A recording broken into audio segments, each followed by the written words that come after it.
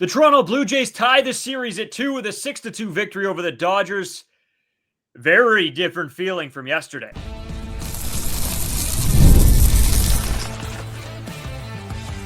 You are Locked On Blue Jays, your daily Toronto Blue Jays podcast. Part of the Locked On Podcast Network, your team every day.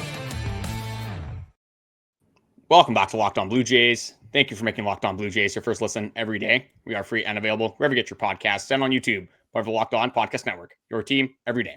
Today's episode brought to you by FanDuel. Right now, new customers can bet just $5, and if your bet wins, you'll get $300 in bonus bets to use across the app. Download the app today. Holy smokes, boys. It's back tied at 2.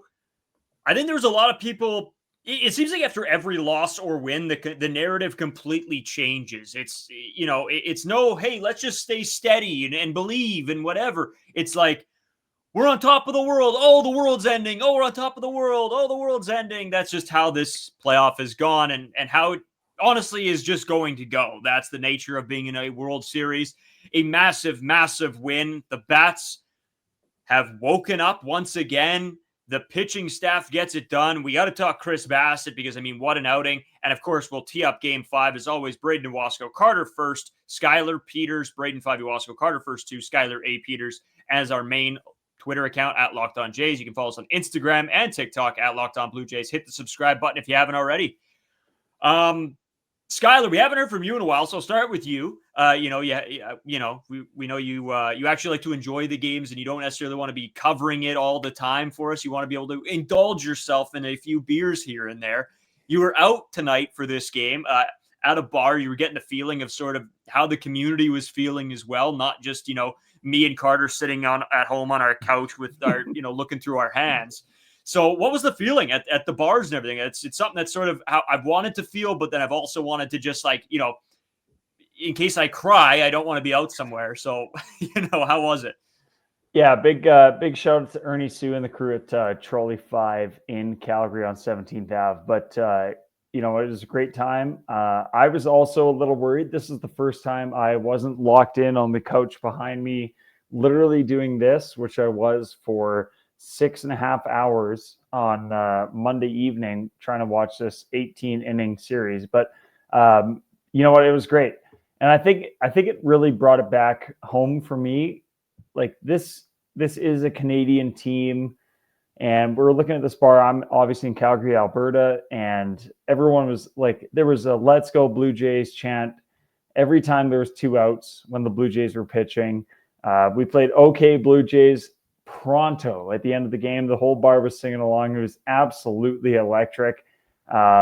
This is what it's all about. I know all of us watch all 162 regular season games, and sometimes it might not go as well as we all had hoped, but games like this is why we do it. And honestly, I was hopping on the Bird scooter driving to this establishment tonight, not knowing what really would happen, not hoping for a Blue Jays win. Like, I wasn't typically sure that Shane Bieber would deliver. We knew how his last couple starts had gone. This is a dangerous lineup all the way around for the Los Angeles Dodgers. And it was really just perfect ball game from start to finish. Great defense, great hitting, timely clutch hitting for power. Obviously, Vladimir Guerrero Jr., the example of that. And the pitching got it done. And just a great effort for the Blue Jays after an absolute marathon on Monday night. Got it done, used as few bullpen arms as they absolutely could have. And this is really, really a perfect night for a Blue Jays fan. Carter, my man, Skylar just touched on that, right? Coming off of the marathon game, and we're not going to look back too much on that one, but the ability to bring the bats, bring the starting pitching, the bullpen to be ready, all of this coming off of what an insane game that was, and being ready to go. I think that shows what kind of team this is and how much they want it, doesn't it? Oh, it absolutely does. Like, don't get me wrong. Both teams were probably not feeling 100%. Like, that wasn't the ideal rest that they were going to get going into a game 4 stretch.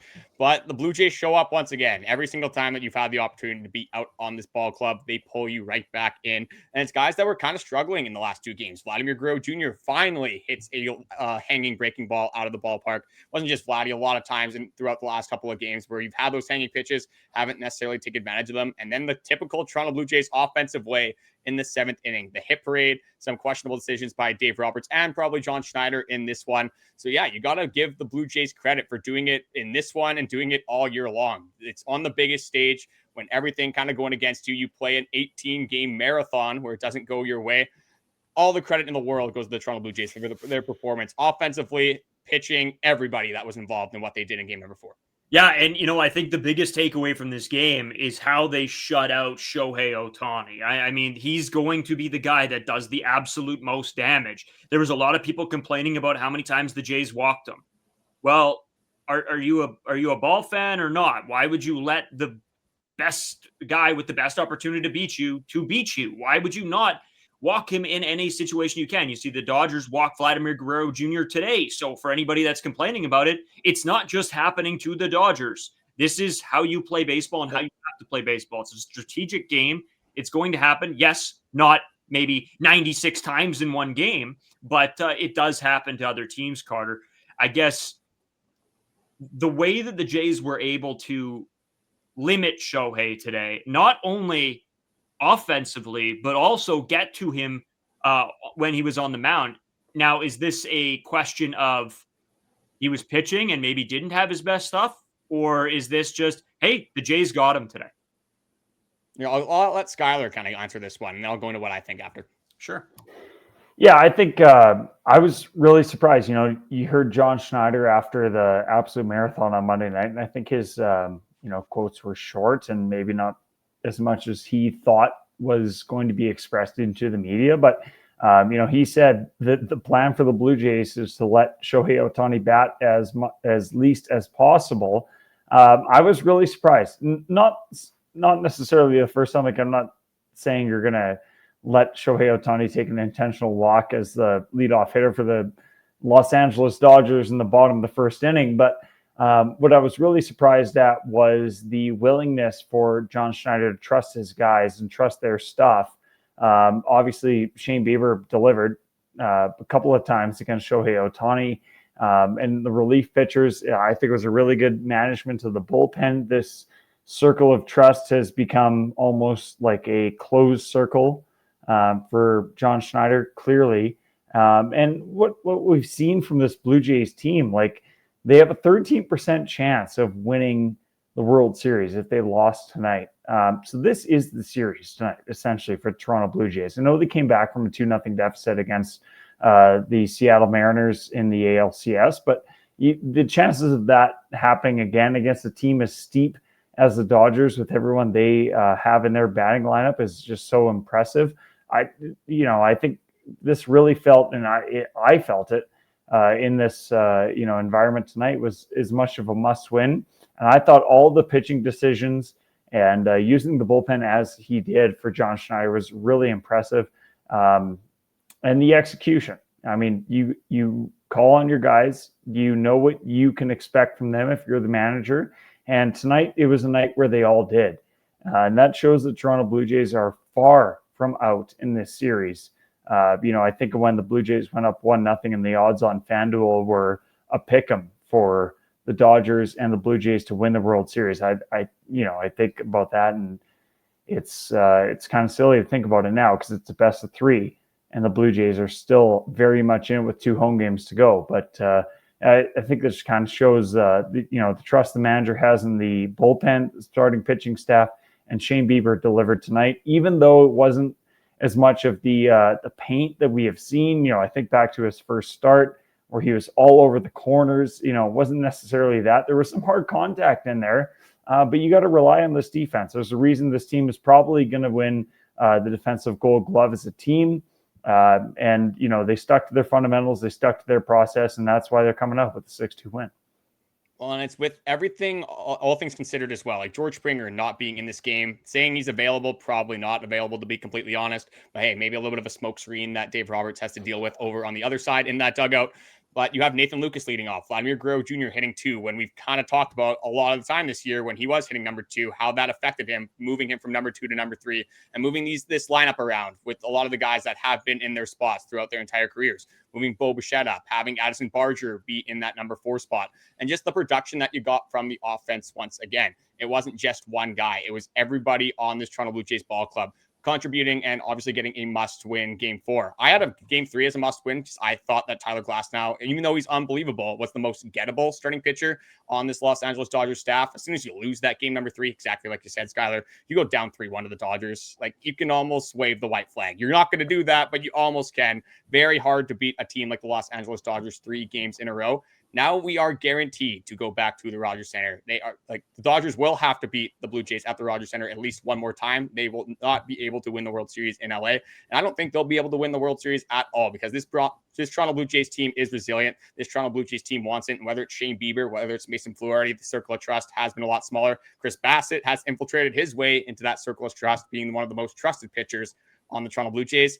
Now you got a 3-game set. You got the momentum. If you win game number 5, you're in a very good spot. But even if you lose game number 5, I wouldn't say that's a must-win at all right now. Definitely helps you out. But I like where the Toronto Blue Jays are at, and I like the play style that they're rolling out right now. Yeah, I can't argue any of that, Carter. A couple of things I want to come back and talk about has to be the offensive production from Bichette and what Chris Bassitt was able to do out of the pen and where he falls now in this circle of trust heading into, hopefully, a Blue Jays World Series and a few more games to go. We're going to take a quick break. We'll come back, talk about that, and yet we'll still have a game 5 to preview right after all of this.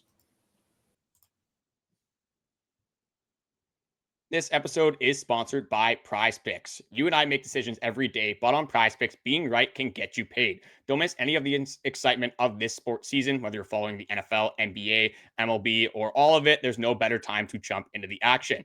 If you haven't tried it yet, Prize Picks is the simplest way to play. You can pick more than or less than on at least 2 player stats, and if you get them right, you can win. It takes less than 60 seconds to make your lineup, and you can play anywhere that Prize Picks operates. What I'll always love to do is whether it's NFL, NHL, baseball, obviously being on the Chase, being in the World Series, for a fact I am hammering the more thans on this offense. I do believe Blake Snell will be a little bit better than he was in game number 1, but you got to rely on the guys that have gotten you here. The Ernie Clements, the Vladimir Guerrero Jr.'s, the Bichettes, Nathan Lucas as well, if he does end up playing.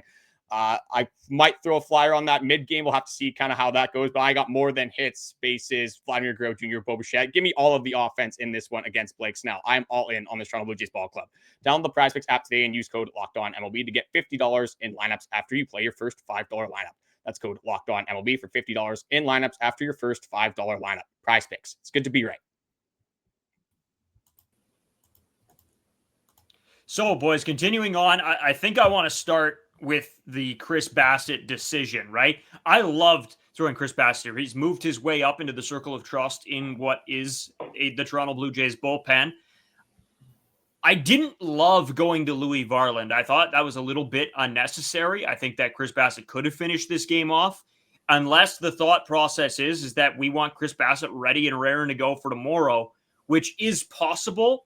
I think it's unlikely they turn to him unless they absolutely have to. I think now with, obviously, Varland is probably going to go again tomorrow. That's just how it has been going. Sir Anthony Dominguez will probably pitch it. Jeff Hoffman hopefully has a chance to come in for a save or close this game up with an off day coming after that. So it's an interesting decision, and I really want to know where you guys fall in this. How high up the ranking ladder has Chris Bassitt become in this bullpen, Skyler? I literally think he is number 2 behind Jeff Hoffman. I get that John Schneider has to stick with his closer for the number 1 guy. That's completely fair. But I think in any big moment, Chris Bassitt, 8 pitches, he could throw anything at this lineup. They're not used to him coming out of the bullpen.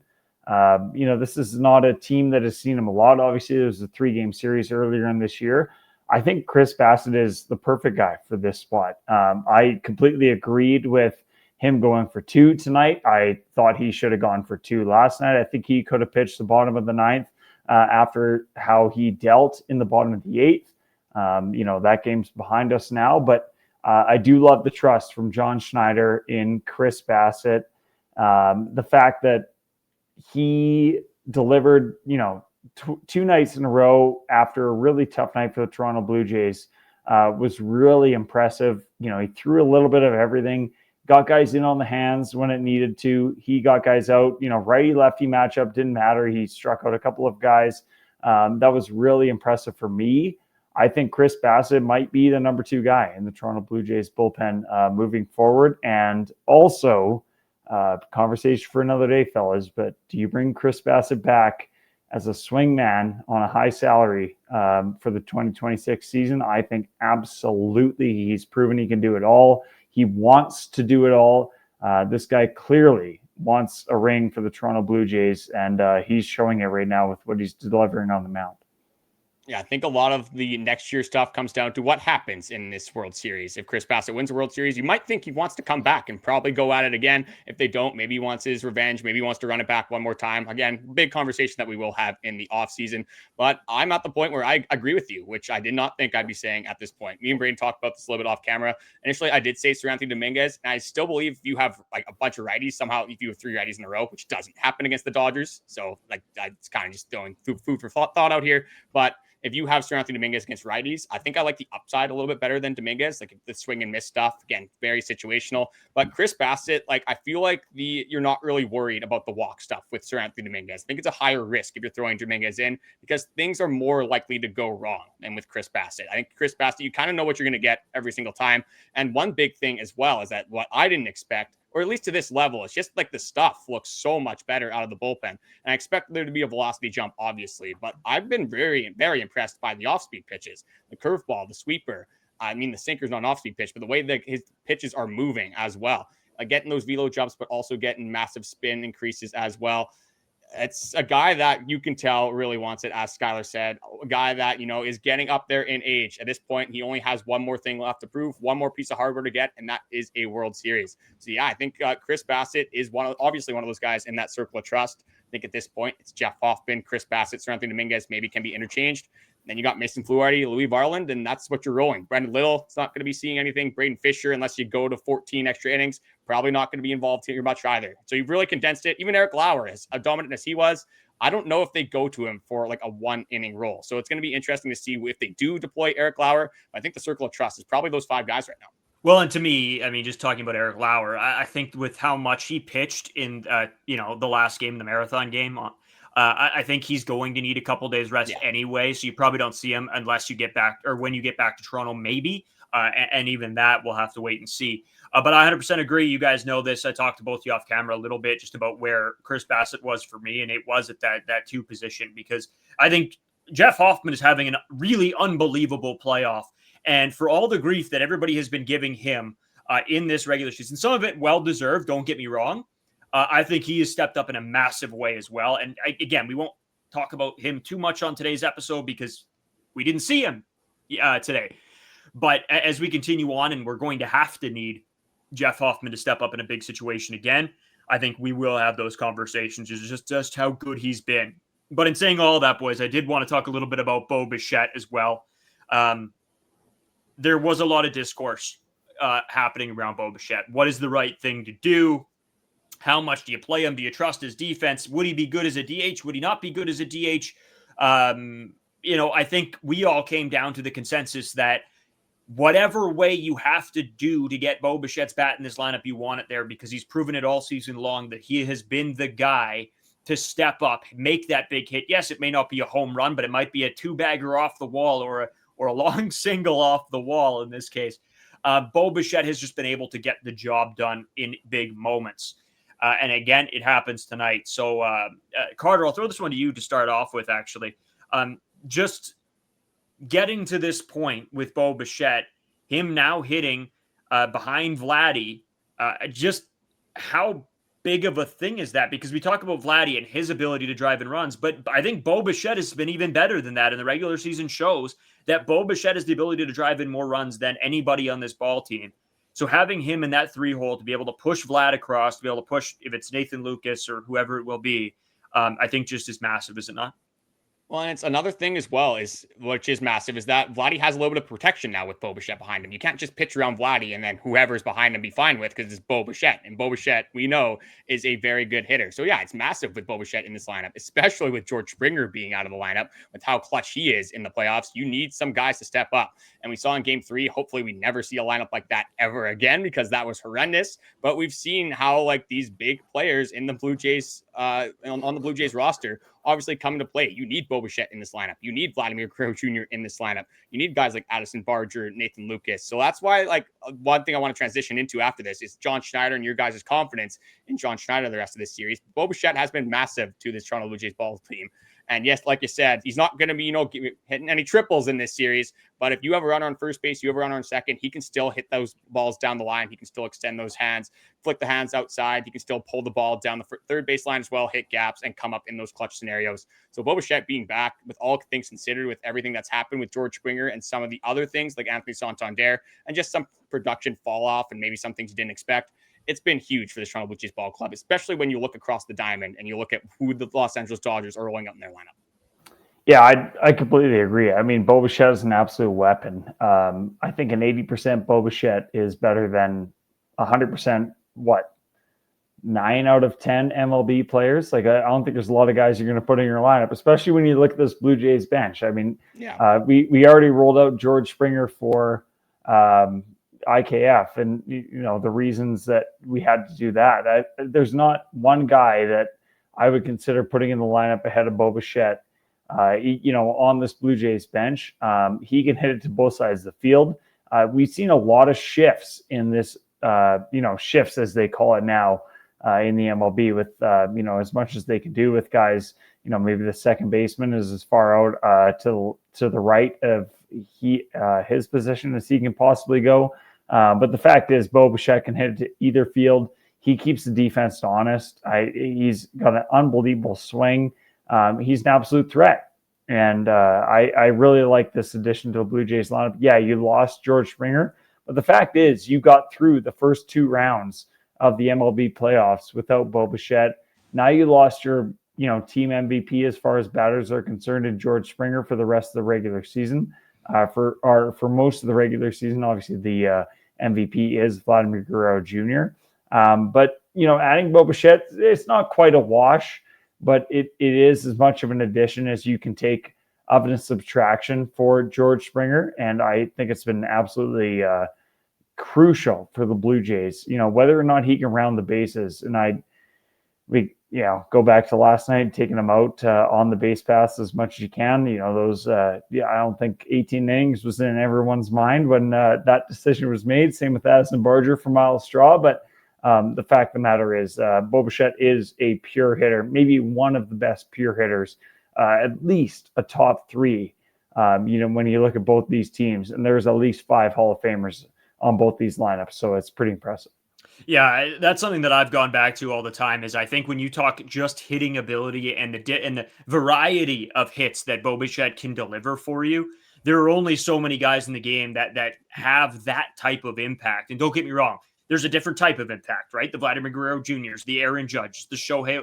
I would actually throw Shohei Ohtani in sort of that same realm as like a Bichette and a Bobby Witt is a different type of hitter where they can go to any field. They can hit home runs. Don't get me wrong, Ohtani is much atop of that list. Yeah. But in that same conversation of guys who can sort of put the ball anywhere is Bichette and Bobby Witt. And they don't get talked about in the same conversations as Aaron Judge and Vladimir Guerrero Jr. because they're different type of hitters. And yes, I'm not saying, one is better than the other. I think we all know that Carter was ready to chime in and say that Shohei Ohtani's the best player in baseball. You're 100% right. There's no question, no debate ever.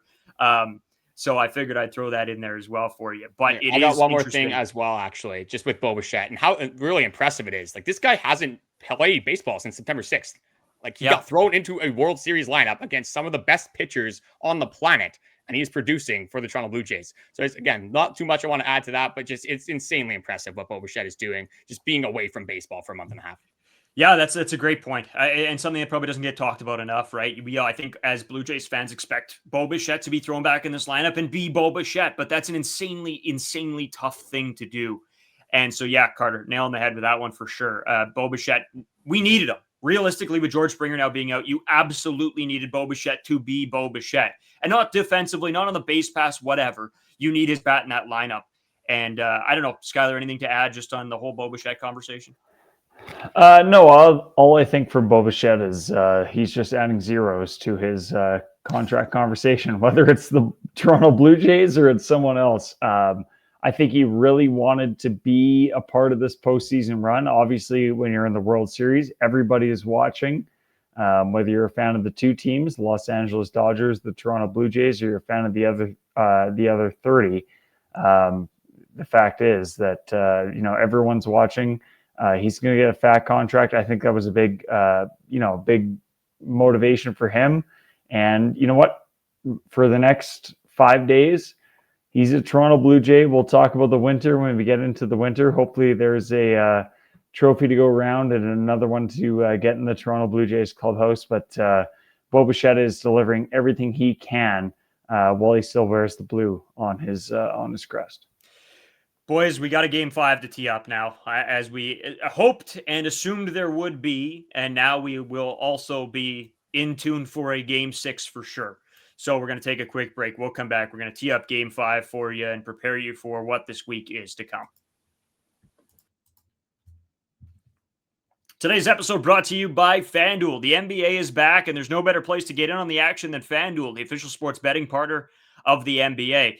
There's a lot to bet on right now. CFL, NFL, MLB, NHL, NBA. I mean, it's all here, right? The sports equinox was Monday night, and it was what a Monday night it was for that. So it's been an absolute blast of a few days here, and I hope everybody is enjoying that and getting your bets in. Skylar Peters is in the green.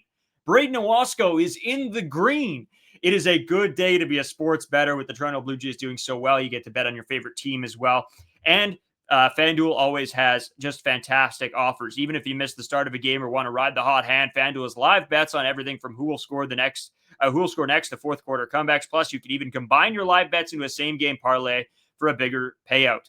It keeps the games exciting, especially when your team's making that late push, like we've seen a lot from the Toronto Blue Jays. Right now, FanDuel is giving new customers $300 in bonus bets when your first $5 bet wins. So head to FanDuel.com to sign up and play your game with FanDuel, the official sports betting partner of the NBA. So, boys, as we continue on, Game 5, Trey Savage back on the bump against Blake Snell. The Blue Jays got to him once. Can they do it again? And what do you expect from Trey after, I would say, not his best performance? The splitter was not his favorite pitch in Game 1. But I think in all of our heads, we are well aware that Trey can dial it back in and get that pitch working again. So, Skyler, I'll throw it over to you. I guess for a Game 5, give me your prediction, but plus just sort of how you think these lineups are going to roll out and produce. Yeah, I think it's going to be a really short leash for Trey Savage. I think he needs to have that split finger going for him. We know how he's looked against the Seattle Mariners in his second time out. He went from 4 hits to 6. He had 5 runs in the first one. He went from 2 earned runs into the second. Really concerned for Trey. I think, the first sign of trouble, I think John Schneider is going to have a short leash on Trey Savage. I really, really hope the Blue Jays bats can find something against Blake Snell, because they have shown they can do it. They've not only in Game 1 of this World Series, but they've shown they can do it again. Loud environment, probably the loudest in the major leagues at Dodger Stadium, I think is going to play a factor. Really a benefit for the Los Angeles Dodgers. But honestly, I think Trey Savage getting in there, settling in, first inning, no runs is going to be huge for the Toronto Blue Jays. Let the bats go to work, and hoping, like we saw tonight for the first time in this World Series, there's a Vladimir Guerrero Jr. moment where you cannot avoid him, and he delivers.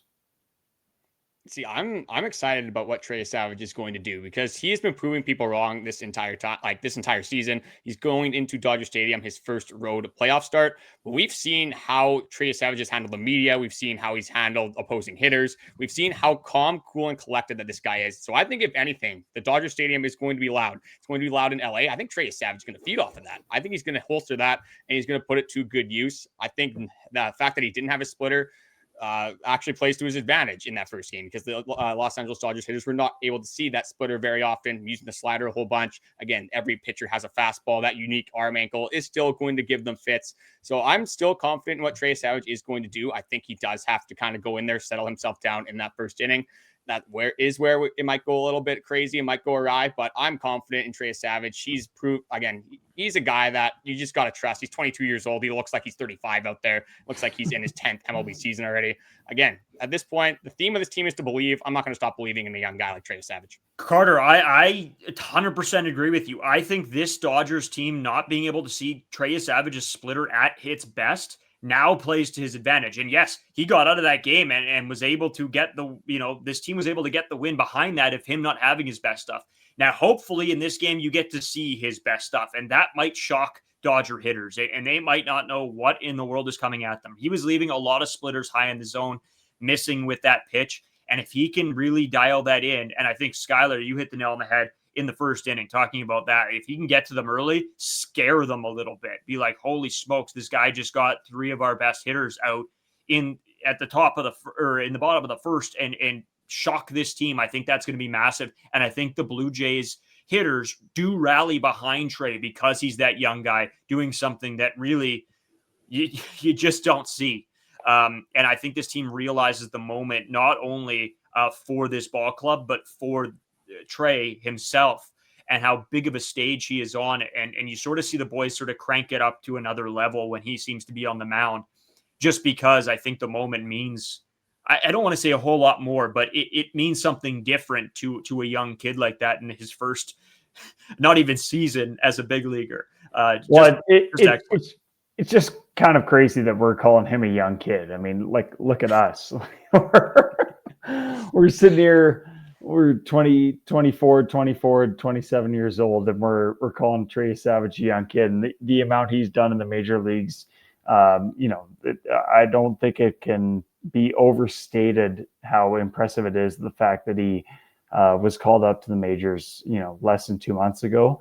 I don't think I'm worried about the stage as much, with the glass and brass of Dodger Stadium. There's 52,388 people, cheering on the other team. Hopefully there's a lot of Blue Jays fans there, tonight, as people listen to this podcast. But, you just got to hope for the execution for Trey Savage. And I think the fact is, like, he's a gamer. He's proven that. He wouldn't be in the major leagues if it wasn't for that. We would be talking about Ricky Tiedemann right now, right?